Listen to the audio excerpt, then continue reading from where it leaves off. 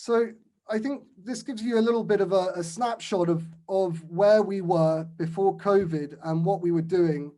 And I think at this point, it will be interesting to see what Vasco was doing. And it's, I'm incredibly grateful that Vasco agreed to be part of this conversation. I've known Vasco since 2016 when he set up Euskalduna.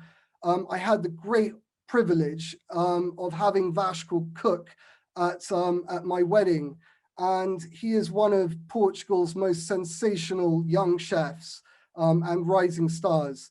So Vasco, without further ado, I'd let you take the mic. Hello everyone. Max, I'm starving with those photos. First of all, I want to thank all of you for the invitation, especially to Max, of course. We knew each other like 4 years ago, so for me it's a pleasure to be here introducing my restaurants. So basically, my name is Vasco. I'm 33. I have 2 restaurants in Porto. Both of the restaurants have Euskalduna on board, so it basically means my name in Basque language, a small town up north in Spain that basically have my name as their country. So it's a mix of language. I worked there for 1 year, and for them was like so complicated to have a name on their country. So I thought it was a good history to tell in the restaurant. So Euskalduna Studio, I'm talking about, we see in the photo now, we cook in front of everyone. Basically, it's a omakase restaurant, so very Japanese influence in terms of the set of the restaurant because of the counter. So everyone that goes there have a tasty menu without knowing what's going to eat. So always it's a surprise. And so we change a little bit our menu by the seasoning and the small producers that we work. So all the time is a set menu of 10 courses plus some offers. So we change by the what we have and what we want to offer. So basically is that. And my other restaurant is Semia. It's a smaller restaurant in terms of what we offer there.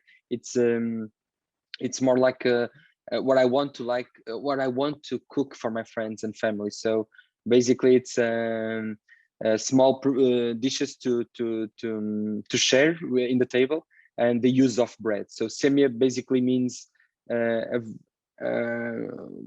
we grain the seeds, we obtain like a small powder that we call it semia. So we make a bread of that, and in Porto, for example, we call it semia to that bread. So basically, it's a mix of using bread of dishes. So it's always very focused on sharing the dishes.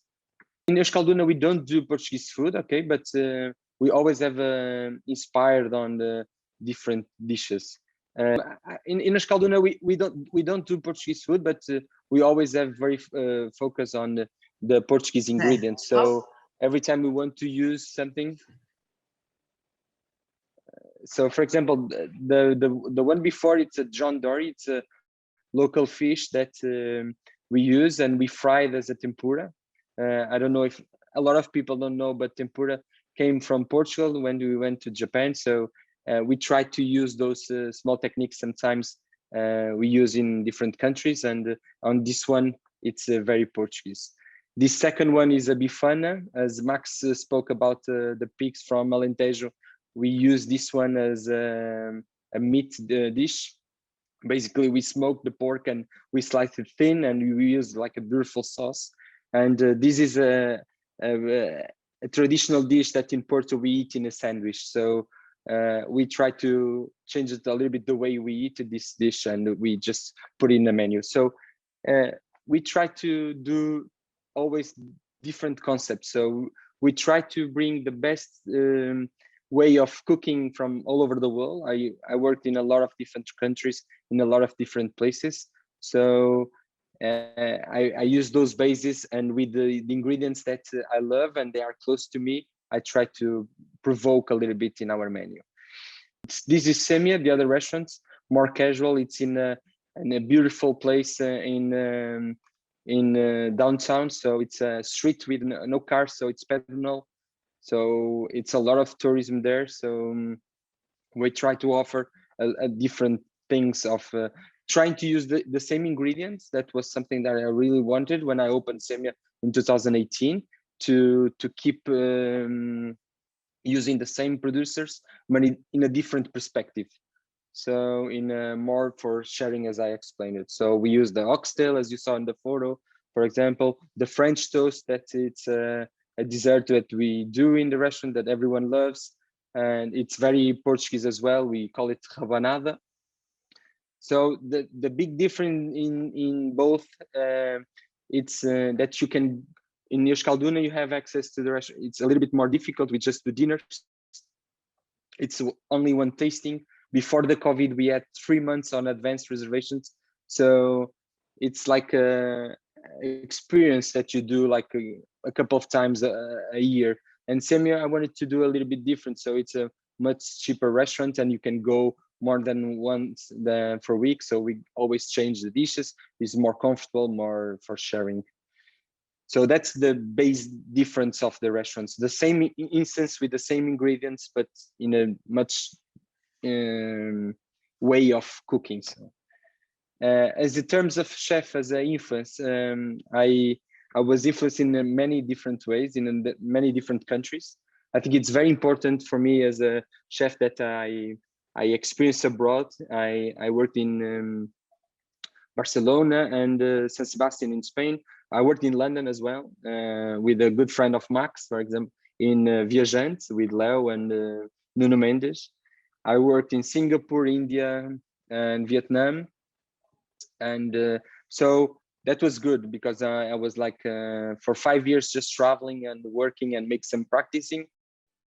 I came from business before the restaurant. So I did the university first, and then when I went to culinary, I wanted to mix a little bit both so I could open a restaurant. So I was very focused on the first 5 years to just traveling and getting all the information and just going after, and went to a good restaurant in Porto, Pedro Lemos, and just stay for a while to put everything in practice and to see how it goes, and to have more knowledge about small producers and how the things work in a restaurant, because it's very different as a business. So that was very good for me to experience abroad. Here, for example, it's a mix of some different events that we do in the Euskalduna and Semia. We try to invite a lot of chefs to come to cook with us, and I try every month to have someone from abroad to spend some like a week in the restaurant, so they can see Portugal, they see our suppliers and how we work, and they do a dinner with us. So it's always very fun. And sometimes organize on the right one. It's we go for example, this is when Max spoke about Trás-os-Montes, where we do alheiras. I just sat with a couple of friends and from Portugal, and we did like a beautiful event to promote those ingredients like alheira and smoked the sausage. So we grabbed like a beautiful group and we cook for like almost 100 people, and we try to promote those things that they can go for different ingredients. So that was very cool, for example. So Max, I don't know if I'm talking a lot. Vasco, I think, sorry, I think what's really interesting is how there's a generation of chefs in Portugal that have come back.